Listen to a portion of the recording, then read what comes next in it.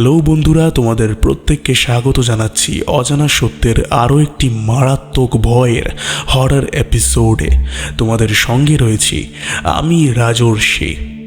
তো বন্ধুরা, আমাদের বাঙালির শ্রেষ্ঠ উৎসব দুর্গাপুজো কিন্তু অনেক কাছে চলে এসেছে এবং প্রায় কয়েকটা দিন বাদেই হয়তো পুজো শুরু।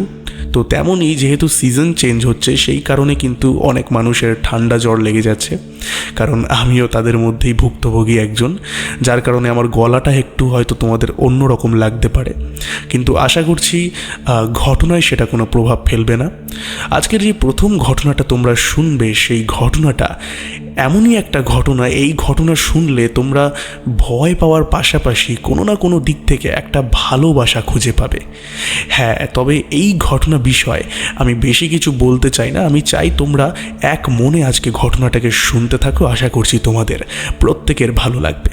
এর সঙ্গে যে দ্বিতীয় ঘটনাটা রয়েছে, সেই ঘটনাটা একটা কবরস্থানে রাতের বেলা বল কুড়োতে যাওয়ার ঘটনা। সেখানে রাতের বেলা বল কুড়োতে গিয়ে যেই জিনিসটা ঘটে গেছে সেটা মোটেও স্বাভাবিক নয়। আজকের এই দুটো ঘটনাই কিন্তু বেশ জমজমাট ঘটনা, তাই চট করে কানে হেডফোনটাকে পরে নাও। আজকের এপিসোডটিকে লাইক করো, কমেন্ট করে জানাও কে কোথা থেকে শুনছো, অজানা সত্য কেমন লাগছে।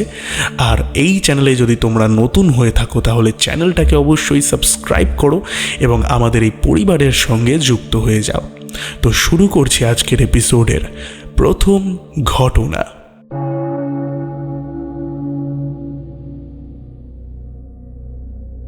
প্রথম ঘটনা যে লিখে পাঠিয়েছে তার নাম সায়ন।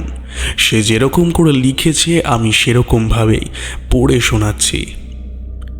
নমস্কার দাদা ও অজানা সত্য পরিবারের বন্ধুরা, আশা করছি তোমরা প্রত্যেকে অনেক ভালো আছো। আমি সায়ন পাত্র। আশা করছি দাদা এই ঘটনাটা তোমার অনেক ভালো লাগবে। দাদা, আমি বিধাননগরের সেক্টর 5-এ থাকি। এই ঘটনাটা বাস্তবে ঘটেছে। এই ঘটনাটা ঘটেছে আমার সাথে। তো বেশি কথা না বলে ঘটনাটা শুরু করছি। আমার বয়স তখন সবে 17 বছর হবে। পরীক্ষা শেষ। পরীক্ষা হওয়ার পর হঠাৎ আমার মনে হলো যে বেড়াতে যাওয়া যাক। মাকে বললাম যে মা, আমি না বেড়াতে যাব, কিন্তু কোথায় বেড়াতে যাওয়া যায় বলো তো? মা তখন বলল, তুই মাসির বাড়ি যা, সেখানে গিয়ে কয়েকদিন আনন্দ করে আয়। পরের দিন আমি এবং আমার ভাই রওনা দিলাম মাসির বাড়ির উদ্দেশ্যে। আমার মাসির বাড়ি ও শ্রীনগরে, সেখানে ট্রেনে করে যেতে হয়। তো অনেক রাত হয়ে যাওয়ার পর অবশেষে আমি আর আমার ভাই স্টেশনে নামি এবং দেখি তখন প্রায় রাত 9:30 বাজে। হঠাৎ ভাই বলল, দাদা দেখ, একজন নিতে এসেছে। আমি দেখলাম একজন অটোওয়ালা। ভাবলাম যে হয়তো মাসি পাঠিয়েছে। তো অত শত না ভেবে আমি এবং আমার ভাই অটোতে চড়ে বসি এবং অটো যখন রওনা দেয়, আমরা দেখছিলাম চারিদিক পুরো অন্ধকার এবং নিরিবিলি। হঠাৎ করেই অটোর চাকা লিক হয়ে যায় এবং গাড়ি থামিয়ে দিয়ে অটোওয়ালা দাদা বলল, ভাই তোমরা গাড়ি থেকে নামো, আমি দেখছি। আমরা বাইরে বেরিয়ে আসলাম। ভাই ফোনে কথা বলছিল। এমন সময় আমার চোখ পড়ে পাশের একটা পুরনো বাড়িতে। দেখে মনে হচ্ছে সেখানে কেউ থাকে না। বাড়িটার এমন অবস্থা এবং এতটাই ঘুটঘুটে অন্ধকার যে দেখেই গাটা কেমন যেন শিউরে উঠল। তখন পেছনে কে যেন একটা কাঁধে আমার হাত রাখলো এবং পেছনে ঘুরেই দেখলাম একজন বয়স্ক বুড়ো। সে বলছে, আমার নাতিকে বাঁচাও, আমার নাতি মারা যাবে, ওকে বাঁচাও। আমি বলে উঠি, কোথায় আপনার নাতি? তো তখন সেই বুড়ো আমাকে তার সঙ্গে করে সেই পুরনো বাড়ির ভেতরে নিয়ে যায়। আমি যখন ভেতরে ঢুকছিলাম আমার গাটা কেমন যেন ভার ভার হয়ে আসছিল, সারা শরীর কেমন যেন শিউরে উঠছিল। ভেতরে ঢোকার পর যখন আমি ওই বয়স্ক মানুষটির ঘরে গেলাম, আমি দেখলাম একটি 7 বছরের ছেলে বিছানায় শুয়ে আছে। আমি দেখলাম ছেলেটা মৃত, তার শরীর প্রায় অর্ধেক পচে গেছে এবং দুর্গন্ধ বেরিয়ে গেছে। এমন সময় যখনই আমি পিছনে ঘুরি দেখি বুড়োটির চোখ পুরো কালো, অর্থাৎ চোখে কোনো মনি নেই, যেন দুটো বড় বড় কালো গর্ত। আর বারবার বলছে, আমার নাতিকে বাঁচাও, আমার নাতিকে বাঁচাও। আমি ভয় দৌড়াতে দৌড়াতে অটোর কাছে গেলাম, দেখলাম গাড়ি ঠিক হয়ে গেছে এবং ভাই বলছে, দাদা তুই কোথায় চলে গিয়েছিলিস, আর তোর হাত পা এত ঠান্ডা কেন? আমি হাঁপাতে হাঁপাতে বলি, দাদা দাদা তাড়াতাড়ি গাড়ি চালাও, বাড়ি যাই, বাড়ি গিয়ে বলছি। বাড়ি গিয়ে মাসিকে সব কিছু বললাম। মাসি বলল, অনেক দিন আগে ওই বয়স্ক মানুষটির নাতি বিনা চিকিৎসায় মারা যায়। ওই দেখে বুড়ো লোকটি কদিন বাদেই মারা যায় এবং সেই বয়স্ক মানুষটি নিজের নাতিকে অনেক ভালোবাসত। এই কথা শুনে আমি অবাক হলাম। সেদিনই আমি আর আমার ভাই বাড়ি ফিরে যাই।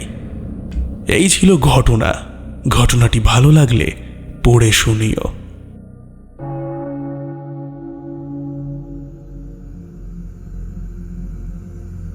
বেশ অসাধারণ একটি ঘটনা কিন্তু আমরা শুনে নিলাম সায়নের কাছ থেকে। আমার কিন্তু ঘটনাটা বেশ ভালো লাগলো এবং সায়ন খুবই রিকোয়েস্ট করেছিল ঘটনাটা পড়ে শোনানোর জন্য। আর ঘটনাটা নো ডাউট একটা ভালো ঘটনা, তো সেই কারণে আমি ঘটনাটিকে পাঠ করে শোনালাম। আশা করছি আমার উপস্থাপনা আপনাদের প্রত্যেকের ভালো লাগবে এবং সায়নের ঘটনাও আশা করছি আপনাদের প্রত্যেকের ভালো লেগেছে। তো আপনারা কমেন্ট করে কিন্তু অবশ্যই জানাবেন কেমন লাগলো। তো বন্ধুরা, এবার আমরা চলে যাব দ্বিতীয় ঘটনায়। তবে দ্বিতীয় ঘটনায় যাওয়ার আগে তোমাদের প্রত্যেককে মনে করিয়ে দিই, তোমরাও যদি তোমাদের জীবনে ঘটে যাওয়া কোনো সত্যি ভৌতিক ঘটনা অথবা কারোর মুখ থেকে শোনা কোনো ভৌতিক ঘটনা যদি আমাকে পাঠাতে চাও, তাহলে তোমরা আমাকে অজানাসত্য15@gmail.com এই জিমেল আইডিতে ঘটনা লিখে পাঠাতে পারো। এছাড়াও তোমরা যদি ডেসক্রিপশন বক্সটাকে ওপেন করো, সেখানে তোমরা দেখতে পারবে একটা হোয়াটসঅ্যাপ নাম্বার দেওয়া আছে। সেখানেও তোমরা আমাকে মেসেজ করে ঘটনা লিখে পাঠাতে পারো। তোমরা ডেসক্রিপশন বক্সটাকে চেক করলেই ঘটনা পাঠানোর সমস্ত রকম পদ্ধতি পেয়ে যাবে। তো ঘটনা পাঠাতে ইচ্ছুক হলে অবশ্যই ডেসক্রিপশন বক্সটিকে চেক করো, তোমাদের ঘটনাও এখানে পড়ে শোনানো হবে। তো এবার আমরা চলে যাব আজকের দ্বিতীয় ঘটনায়। তো শুরু করছি দ্বিতীয় ঘটনা।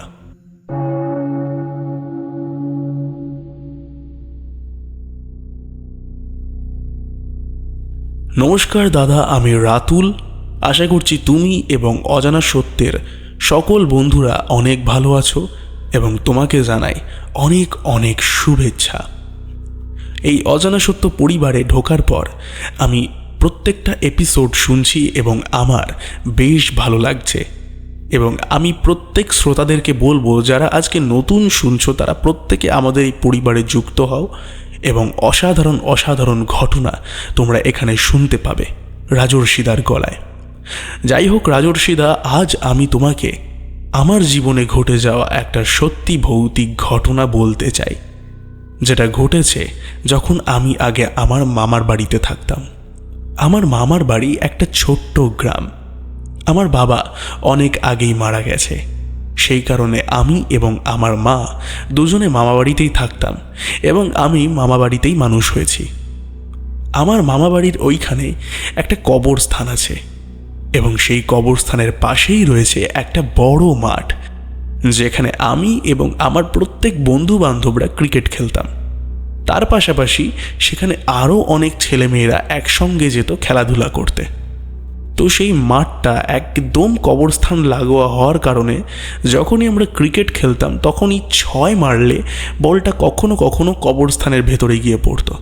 আর কবরস্থানের গেটটায় সবসময় তালা মারা থাকতো। যখনই কোনো লাশ আসতো মাটিতে পোতার জন্য তখনই সেই গেটটাকে খোলা হতো। তো সেখানে একবার বল ঢুকে গেলে সকালবেলা সেই কবরস্থানের ভেতরে আমরা ঢুকতে পারতাম না, কারণ যদি পাঁচিল টপকেও ঢোকার চেষ্টা করতাম তো আশেপাশের লোকজন অনেক বকা দিত, বলতো ভেতরে যাস না বাবা, ভেতরের পরিবেশ কিন্তু একদমই ভালো হয় না, ওই জন্যই গেটটায় তালা মারা। তো সেই কথা শুনে আমরা আর কেউ যেতে পারতাম না। একবার যদি ওইখানে বল চলে যায় সেখান থেকে বল ফেরত আনার কথা একেবারে ভুলেই যেতে হবে। তো আমি এবং আমার এক বন্ধু সেদিন খেলছিলাম এবং খেলতে খেলতেই আমি একটা 6 মারাতে বলটা আবার সেই কবরস্থানের ভেতরে গিয়ে পড়ে। এই করে করে আমাদের প্রায় 10 থেকে 12টা বল হারিয়ে গেছে সেই কবরস্থানের ভেতরে। তো সেদিন আমরা বাড়ি চলে যাই। বাড়ি যাওয়ার সময় আমি আর আমার বন্ধু শামীম দুজনে মিলে গল্প করতে করতে ফিরছিলাম। তখনই আমরা দুজনে ঠিক করলাম যে যখন একটু রাত হবে এবং সেই এলাকায় লোকজন একটু কমে যাবে আমরা পাঁচিল টপকে কবরস্থানের ভেতরে ঢুকব, আর যতটা পারি অন্ধকারের মধ্যে চেষ্টা করে হলেও কয়েকটা বল খোঁজার চেষ্টা করব। তো সেই সময় শামীম বলে ওঠে যে সে টর্চ আনবে, তাহলে খুঁজতে আরও সুবিধা হয়ে যাবে। তো এটা খুবই ভালো ব্যাপার হলো। আমি এবং শামীম কথা অনুযায়ী যখন রাত ঠিক 8টা বেজে যায় আমরা দুজনে ঘর থেকে বেরিয়ে পড়ি। শামীম হাতে করে টর্চ আনে, বেশ ভালোই আলো হয় টর্চে। আমরা সেই 8টার সময় বেরিয়ে পড়ি এবং সেই কবরস্থানের সামনে গিয়ে হাজির হই। সেখানে যাওয়ার পর আমরা দেখতে পাই যে কবরস্থানের প্রত্যেকটা কবরের ওপরে কেমন যেন একটা ধোঁয়াশা ভাব হয়ে রয়েছে। আমরা অত শত আর পাত্তা দিইনি। আমরা অত না ভেবে আমি এবং শামীম দুজনে মিলে পাঁচিল টপকে সেই কবরস্থানের ভেতরে ঢুকে পড়ি এবং ঢুকে পড়ার সঙ্গে সঙ্গে যখনই আমরা পাঁচিল থেকে লাফ মারি আমাদের পায়ের সামনেই আমরা একটা বল পেয়ে যাই এবং আমরা সেই বলটাকে সংগ্রহ করি। শামীম টর্চ ঘুরিয়ে ঘুরিয়ে চারিদিকটা খুঁজতে থাকে। সেই জায়গাটায় জঙ্গল ভাবটা একটু বেশিই হয়ে গেছে, যার কারণে খুঁজতে অনেক অসুবিধা হচ্ছিল। আমি শামীমকে বলছিলাম যে জঙ্গলের কিন্তু বেশি ভেতরে যাস না, ওখানে সাপ থাকতে পারে। তবুও শামীম একা একাই কেমন যেন ভেতরের দিকে চলে যাচ্ছিল এবং বলগুলোকে খোঁজার চেষ্টা করছিল। নাই নাই করে আমরা 2-3টে বল পেয়ে গেলাম এইভাবে খুঁজে খুঁজে। এবার আস্তে আস্তে তখন রাত হয়ে যাচ্ছে, তখন বাজে প্রায় 9:30। আমরা অনবরত সেখানে খুঁজেই চলেছি বলগুলোকে, তবে আর বল খুঁজে পাচ্ছি না। আমি শামীমকে বলি, শামীম বাদ দে, আবার পরের দিন নয় আসবো, এখন চল বাড়ি চল, নইলে আমার মা আমাকে বকা দেবে। শামীম বলে, আরে দাঁড়া না, আরও কয়েকটা বল ঠিক পেয়ে যাব, একটু দাঁড়া। এমন সময় বল খুঁজতে খুঁজতে শামীম হঠাৎ করেই দাঁড়িয়ে পড়ে। আমি পেছন থেকে শামীমকে অনেকবার ডাকতে থাকি, তবে শামীম কোনো কথা বলে না এবং একদিকে টর্চ লাইট তাক করে দাঁড়িয়ে থাকে। আমি যখন শামীমকে ডাকতে ডাকতে ওর একটু কাছে যাই, আমি দেখি শামীম যেই দিকটায় টর্চ লাইটের আলো তাক করে দাঁড়িয়ে রয়েছে সেইখানে একটা সাদা জুব্বা পরা লোক দাঁড়িয়ে রয়েছে। তার চোখে একটা লাল আভা এবং তার মুখে একটা পৈশাচিক হাসি।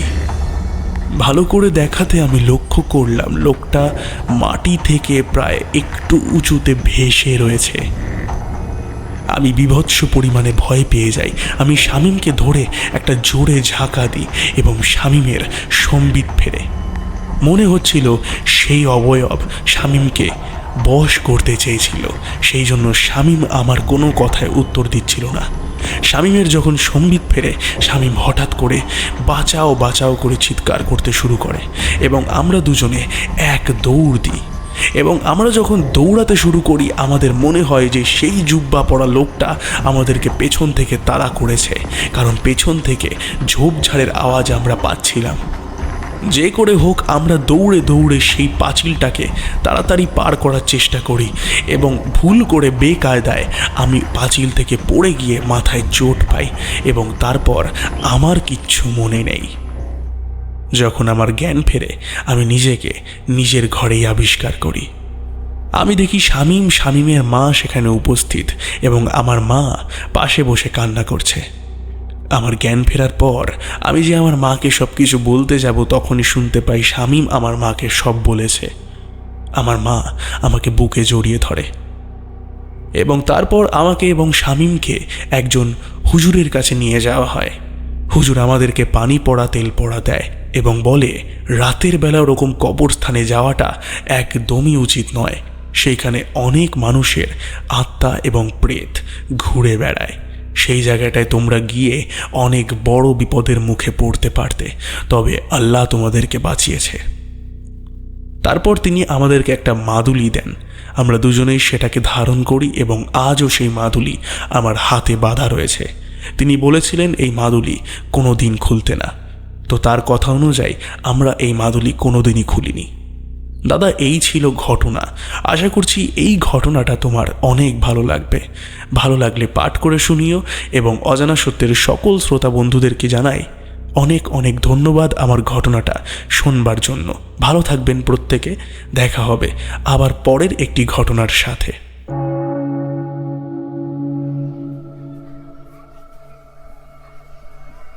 বেশ জমজমাট দুটো সত্যি ভৌতিক ঘটনা আমরা শুনে নিলাম এবং আশা করছি এই দুটো ঘটনাই তোমাদের সব থেকে বেশি ভালো লেগেছে। তাও আমি তোমাদেরকে জিজ্ঞেস করছি যে এই দুটো ঘটনার মধ্যে কোন ঘটনা তোমাদের সব থেকে বেশি ভালো লাগলো কমেন্ট করে কিন্তু জানাতে একদমই ভুলবো না, কারণ আমি জানতে চাই যে আমার মতের সঙ্গে আপনাদের মত মেলে কিনা। আর তোমরা একটু বেশি বেশি করে কমেন্ট করো আর বন্ধুদের সঙ্গে শেয়ার করে দাও আজকের এপিসোডটাকে, যাতে আমরা আরও মানুষদের সাথে পরিচয় করতে পারি এবং আমরা যাতে আরও ছড়িয়ে পড়তে পারি, এই পরিবার যাতে আরও বড় হয়ে উঠতে পারে। মনে রাখবেন এই চ্যানেল কিন্তু শুধু আমার নয়, এটা আমাদের পুরো একটা পরিবার যাকে আমি সঙ্গে নিয়ে এগিয়ে যেতে চাই। যাই হোক, এইবার আমরা চলে যাব আজকের এপিসোডের শাউট আউট পর্বে। তো প্রত্যেকের কমেন্টগুলো আমি এক এক করে পড়ি। কমেন্ট করেছেন চুমকি ঘোষ, আমাদের সঙ্গে রয়েছেন বাপ্পা নস্কর, কমেন্ট করেছেন গোপাল বিশ্বাস, সুজাতা বক্সি, কমেন্ট করেছেন স্বপ্না বজাল, আমাদের সঙ্গে রয়েছেন শাইনার সুবীর, কমেন্ট করেছেন প্লেট অফ স্পিরিট, আমাদের সঙ্গে রয়েছেন জবা দেবী, খোকন পোদ্দার, কমেন্ট করেছেন গীতা গোস্বাম, রুদ্র মল্লিক, কমেন্ট করেছেন সুজাতা টিটু, আমাদের সঙ্গে রয়েছেন Srijita Banerjee, B Das F, comment করেছেন জয় বাবা লোকনাথ, কমেন্ট করেছেন পুতুল রয়, স্বপ্না মুখার্জি, আমাদের সঙ্গে রয়েছেন চুমকি পাত্র, এমডি মঞ্জু, তানিয়া মল্লিক, কমেন্ট করেছেন আকাশ রয়, আমাদের সঙ্গে রয়েছেন বিষ্ণু সুধান, কমেন্ট করেছেন বিশ্বজিৎ, কমেন্ট করেছেন অমিতা ঠাকুর, রাহুল মাইতি, আমাদের সঙ্গে রয়েছেন বিরাজ দাস, দেবজ্যোতি দে। সকলকে অসংখ্য পরিমাণে ধন্যবাদ জানাই কমেন্ট করবার জন্য। আপনারা এইভাবেই বেশি বেশি করে কমেন্ট করতে থাকুন আর ভালোবাসা দিতে থাকুন আমাদের এই পরিবারকে। তো দেখা হবে আবার পরের একটি এপিসোডে। ততক্ষণের জন্য stay happy and stay safe এবং যুক্ত থাকুন আমাদের অজানা সত্যের সঙ্গে, কারণ অজানা সত্য মানেই রহস্যের এক অন্য দুনিয়া।